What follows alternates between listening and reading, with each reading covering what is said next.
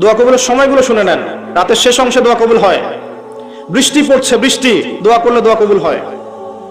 আজান হচ্ছে, আজানের উত্তর দেন, উত্তর দেওয়ার পরে আজানের দোয়া পড়েন, তারপরে রাসূলের প্রতি দরুদ পড়েন সাল্লাল্লাহু আলাইহি ওয়াসাল্লাম, হাত উঠিয়ে দোয়া করেন, দোয়া কবুল হয়ে যাবে ইনশাআল্লাহ।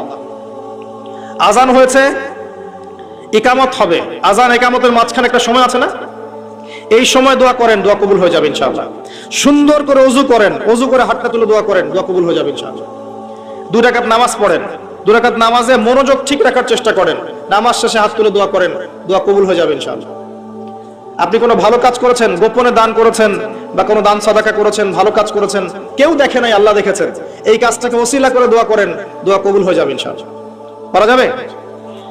আরেকটা বড় অস্ত্র বলে দিচ্ছি, নামাজের সিজদায় যখন আপনার মাথা আপনার সবচেয়ে উঁচু জায়গাটা সবচেয়ে নিচু জায়গায় লাগিয়েছেন, আল্লাহর সামনে নত করেছেন, এই সিজদায় তাসবিহ পাঠ করেন, সুবহানা রাব্বিয়াল আ'লা, অথবা সুবহানাকা আল্লাহুম্মা রাব্বানা ওয়া বিহামদিকা আল্লাহুম্মা ইগফিরলি, অথবা সুবহুন কুদ্দুসুন রাব্বুল মালাইকাতি ওয়ার রূহ পাঠ করেন, করার পর দোয়া করেন।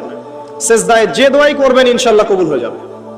সিজদায় যে দোয়াই করবেন ইনশাআল্লাহ কবুল হয়ে যাবে, বলেন সুবহানাল্লাহ। নবী সাল্লাল্লাহু আলাইহি ওয়াসাল্লাম বলেছেন, বান্দা সিজদায় আল্লাহর যতটা কাছে থাকে অন্য কোনো সময় এত কাছে যেতে পারবে না।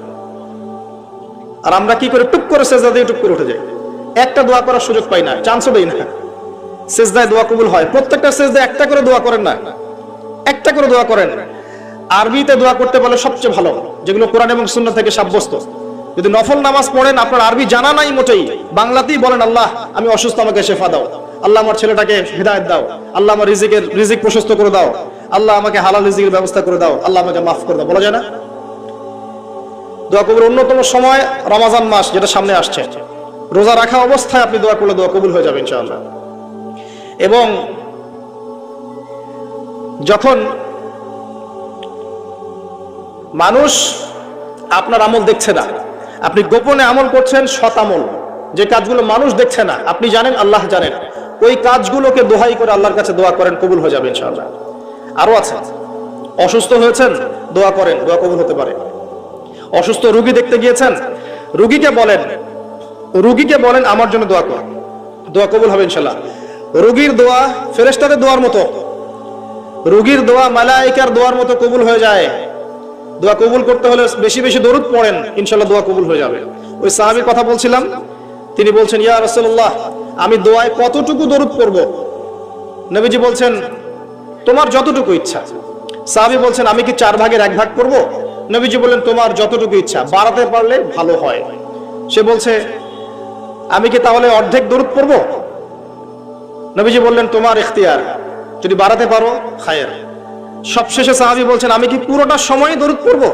নবীজি বলছেন, তাহলে তোমার কোনো দুশ্চিন্তা থাকবে না, তোমার কোনো টেনশন থাকবে না, তোমার সবকিছু ক্লিয়ার, ইহকাল পরকালের সব দায়িত্ব আল্লাহ নিয়ে নেবেন।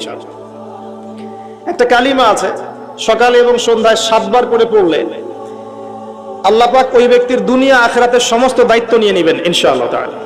বলে দেব সেটা কি? হাসবি আল্লাহ লা ইলাহা ইল্লাহু আলাইহি তাওয়াক্কালতু ওয়া হুয়া রাব্বুল আরশিল আযীম। কোন সূরায় আছে এটা? কে বলতে পারবেন?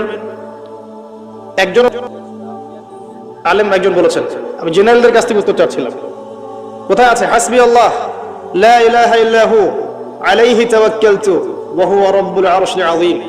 যে সূরা আপনাকে প্রমাণ করে দিবে যে আপনি মুমিন না মুসলিম না মুনাফিক, তার নাম সূরা তাওবা। একটা সূরা কোরআনের যে প্রমাণ করে দিবে যে আমি আসলে মুমিন না আমি আসলে মুসলিম না আমি আসলে মুনাফিক, প্রমাণকারী সূরার নাম হচ্ছে তাওবা। এই সূরার শেষের দিকে আছে, একদম শেষে, হাসবি আল্লাহ লা ইলাহা ইল্লাহু আলাইহি তাওয়াক্কালতু ওয়া হুয়া রাব্বুল আরশিল আযীম। হাসবি আল্লাহ, আল্লাহ আমার জন্য যথেষ্ট, লা ইলাহা ইল্লাহু, তিনি ছাড়া কোনো ইলাহ নাই, আলাইহি তাওয়াক্কালতু, আমি তার প্রতি তাওয়াক্কুল করেছি, ভরসা করেছি, ওয়া হুয়া রাব্বুল আরশিল আযীম, তিনি মহান আরশের রব। এই কথা যে বলবে সকালে 7 বার, সন্ধ্যায় 7 বার, দুনিয়া আখিরাতের যে কোনো প্রয়োজন আল্লাহ পাক পূরণ করে দিবে ইনশাআল্লাহ। এটা আরেকজন নবী বলেছিলেন, তার নাম কি? এটা একজন নবী বলেছিলেন, তার নাম কি? যাকে আগুনে ফেলা হচ্ছিল, এবার বুঝতে পারছেন কি নাম? ইব্রাহিম আলাইহিস সালাম। যখন তাকে ফেলা হচ্ছে তখন জিবরাইল আলাইহিস সালাম চলে এসেছেন, এসে বলছেন যে আমার কাছে কি আপনার কোনো প্রয়োজন আছে? আপনি চাইলে আমি এই আগুনের ব্যাপারে আপনাকে হেল্প করতে পারি। ইব্রাহিম আলাইহিস সালাম বলছেন হাসবি আল্লাহ ওয়া নি'মাল ওয়াকিল, আল্লাহ আমার জন্য যথেষ্ট আর তিনি কতই না উত্তম কর্মবিধায়ক। বলার সাথে সাথেই আল্লাহ পাক বললেন ইয়া নার, হে আগুন, কুনি বারদান ওয়া সালামান আলা ইব্রাহিম, হে আগুন ঠান্ডা হয়ে যাও, শীতল আরামদায়ক ঠান্ডা হয়ে যাও ইব্রাহিমের জন্য। সুবহানাল্লাহ। এই আমলগুলো নিয়মিত করেন, আল্লাহ পাক করার তৌফিক দান করুন, আমিন।